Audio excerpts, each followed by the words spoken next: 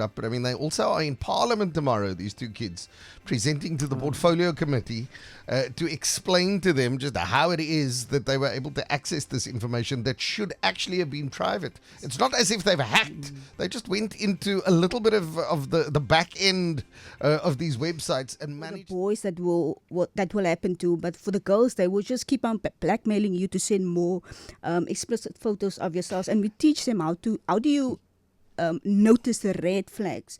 And sadly, Michelle, it's so horribly underreported because of the shame and the embarrassment that accompanies this. So at the age of 14, she was chatting with what appeared to be a boy the same age as her, and they were chatting for some time, and eventually he got her to send a photo of herself, and unfortunately that wasn't a young boy. That seemed to be a crime syndicate somewhere elsewhere where they were targeting young girls and using these images on websites.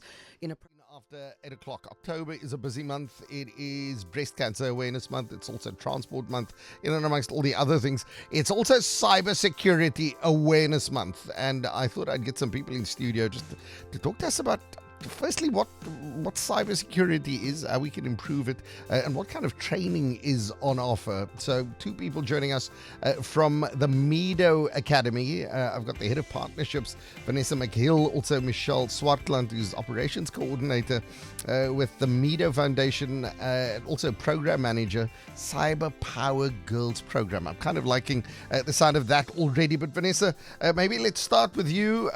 What is the MEO Academy? Good morning. Good morning. So lovely to be here. Thank you all for the opportunity.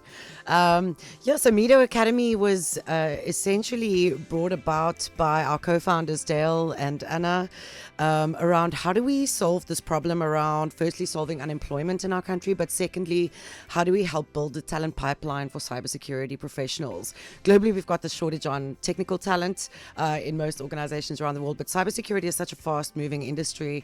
So really, like Dale always says, how do we put the problem in the middle? And so what MEO Academy really does is we help create pathways out of poverty for youth in underserved areas. We bring them into this fully paid program, which is a 10-month program that trains them up in the fundamental digital literacy all the way through to the technical skills in cybersecurity, as well as soft skills or your transversal skills, with the goal of actually placing them into employment. So MEO Academy focuses particularly on that type of training, so upskilling youth into cybersecurity, but we're also working with a lot of other organizations around the world, for example the Commonwealth, for the Cyber Power Girls program, where we're initiating, we've got other initiatives that help bring more awareness to people around cybersecurity. And why so important to do the training with young people, specifically in this field of IT? Because I mean, it's huge. You can tap into all sorts of things as far as information technology goes, and there's a lot of focus on AI at the moment, and it's the buzzword. You'd imagine youngsters want to flock into that. Why the focus then on cybersecurity? I think there's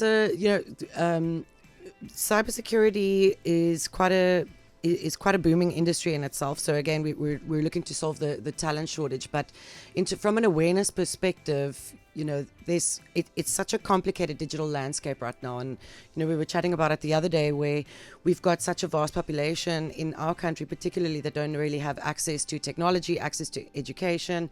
And so raising awareness in that, in the digital space is critical. We're dealing with a lot of challenges around data breaches for organizations, but we're dealing with other components around the youth being exposed to cybercrime, sextortion, other components which Michelle can also elaborate on, which is what we focus on the Power Girls program. So it's such a multifaceted space. I think everybody is trying to come together to help solve these problems. How do we keep our data safe? How do we keep our data secure? But how do we also enable our youth to understand what is safe, what is unsafe, what to look out for when you're online? Absolutely, and it's I mean, the timing of, well, I suppose, Cybersecurity Awareness Month, this conversation, and something that happened on the show just under 2 weeks ago. We had these two first year students, I think they're both 19 years of age, who just unearthed a massive security breach within not just one government department but multiple government departments, and it's sort of morphed into not only becoming a national news story, so virtually all the networks in the country have picked it up. But I mean, they also are in Parliament tomorrow, these two kids, presenting to the Portfolio Committee to explain to them just how it is that they were able to access this information that should actually have been private. It's not as if they've hacked. They just went into a little bit of the back end of these websites and managed to unearth all sorts of stuff that you and I would regard as being valuable and being safe. In fact, they've had companies reach out to them, corporates, saying, could we put you on the payroll so that you can stress test our systems and try and find breaches, and I mean, these are first year students. So absolutely, when you talk about upskilling young people, those already are there with basic knowledge and are already making waves and changes. I can only but imagine once you activate more of them, what kind of inroads we can make. Michelle, let's bring you in here. You head up the Cyber Girls Power Program. I mean, on the face of it, it sounds like it could be a cartoon, the Cyber Power Girls. Yes, definitely. But it's a lot more serious than that, right? Yes. Yeah. So the Cyber Power Girls is actually our objectives is, firstly, it is to empower young girls aged 16 to 18 years old on how to be safe and responsible digital citizens, and also how to protect and defend themselves against cyber crimes or any cyber attacks. And then secondly, we also just want to ignite a spark within these girls to actually pursue a career in the cybersecurity field. Yeah. So that's in a nutshell, that is what the program is about. Who are these girls? Where are they from? How do you choose them? Yeah, so we actually, the MEO Foundation, they have digital hubs within these schools. There's under-resourced schools in the Drakenstein area, Stellenbosch, and also Helderberg area. So we actually recruit them from these schools. And we have 150 girls who are actually part of the program at this moment. So, yeah. And I was also wondering, because I mean, obviously you are training these girls and they're going out into the workplace and they are doing this maybe for us. Yeah. But is it possible for you to maybe tease us with maybe a way that we could protect ourselves, for us who maybe we haven't gone through your program, so we don't know how to protect ourselves digitally? Yeah, so it's basically so what we actually teach these girls is to, firstly, we all have passwords on our devices, and there's a lot of websites and programs or apps that requires a password. And what we actually promote is to say that make sure that you have a secure password. Don't use the same one on each and every app or platform that you are using. Make sure that there's different ones, because that's an easy way for someone to hack your account at the end of the day. And also, when we also teach them about safe web browsing. So when you look at the URL, you would see that it is HTTP. Yes. But if it's HTTP, then it is an unsecure site. So there needs to be an S after the HTTP. Then you will know that it's a secure site. And that would also just help you to not being scammed at the end of the day. I've heard that the other day someone shared a story of someone who actually bought something on Cape Union Mouth, the website, but it was actually a scam. It all looks very, real. We must make sure that S is there. The S is there, yes. Then it's a secure and should site. we accept all the cookies? Yeah, because I've been accepting cookies all the time. I always expand the cookies. No, mine is no. I mean, I'm no expert, right? I'm in partnerships. I'm not a cybersecurity pen tester. I just want to put that disclaimer there. But this is something I actually chat with my friends and family about always, is when you go on the sites, make sure that no one has time to really go read the cookies disclaimer every single time, right? So there's one on every site. But I'm always very cognizant about, what is my digital footprint? So where are you visiting sites? What information are you putting down? So every time that someone wants you to sign up for something, you're leaving your data with them, and how safe is their data? So for me as Vanessa, as an individual, I reject all cookies. It depends. If you'd like personalized advertising that comes towards you, Is that all the cookies really are? So we don't need to accept the cookies in order to use the website. You don't need to accept them. You don't need to. What they do, though, is it enables, if it's a site you're going to visit often, the computer would store some information so that it loads quicker. So often we get annoyed because the information loads too slowly. Cookie is almost like a placeholder so that the computer is able to access some of that information. Under the right circumstances, they work brilliantly. And I'm sure you both would agree, but I mean, it can also be used for malicious or nefarious purposes. And this is the thing. Sometimes we've got to do a little bit of basic research and have a basic understanding of the things that we're going to use all the time. Websites you visit often that you can vouch for, if they ask you to accept, well, then, there's a reason that happens.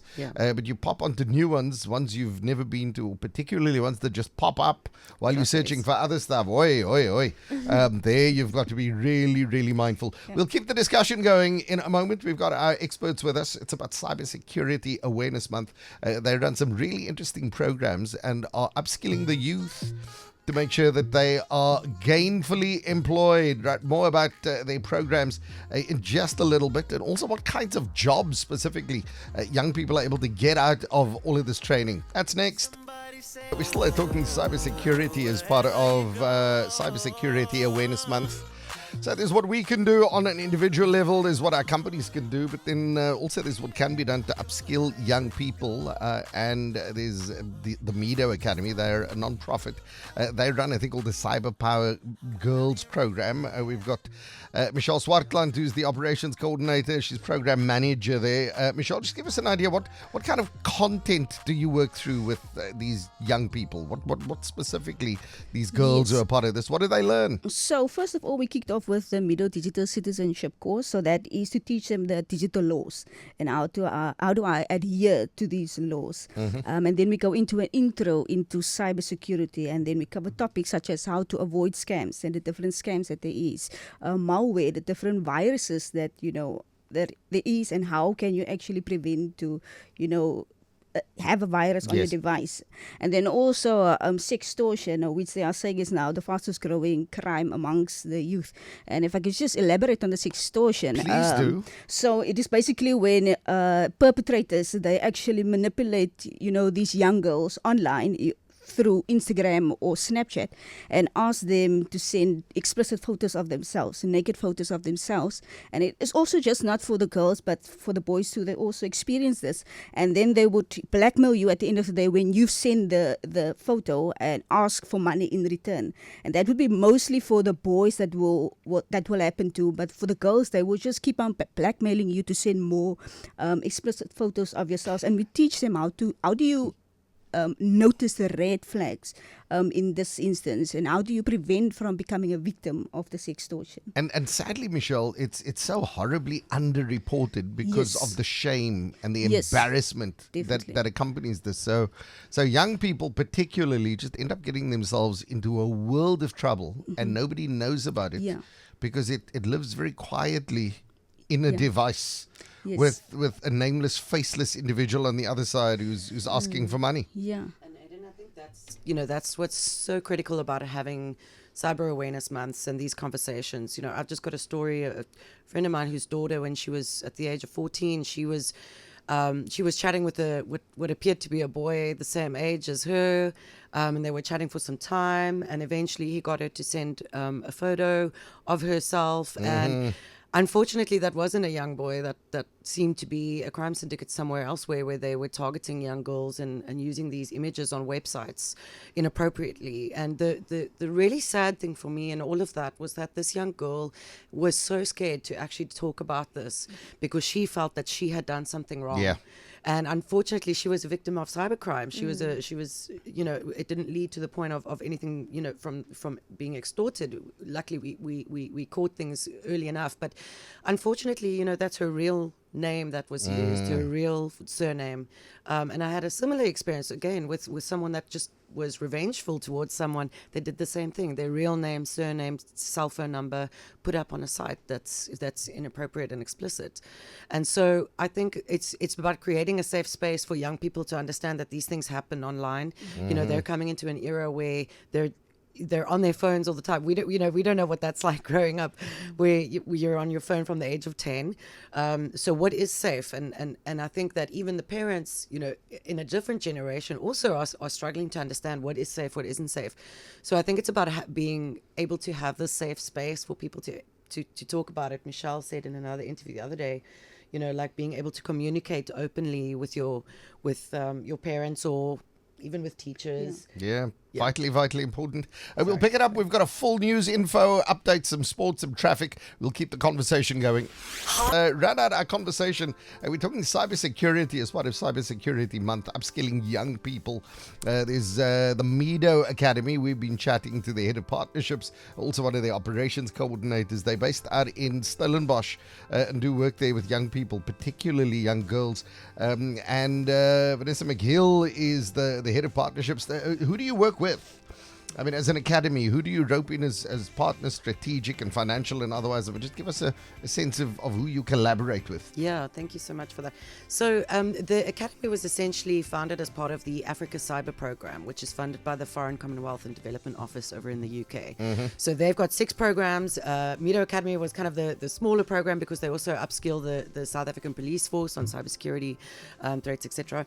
So they're our key funder alongside KnowBe4, who essentially were the funding partners, the founding partners for the Academy. We also then work alongside other organizations such as Enclose, RAIN, the InfoSec group. So we work very closely with industry, within the cybersecurity industry.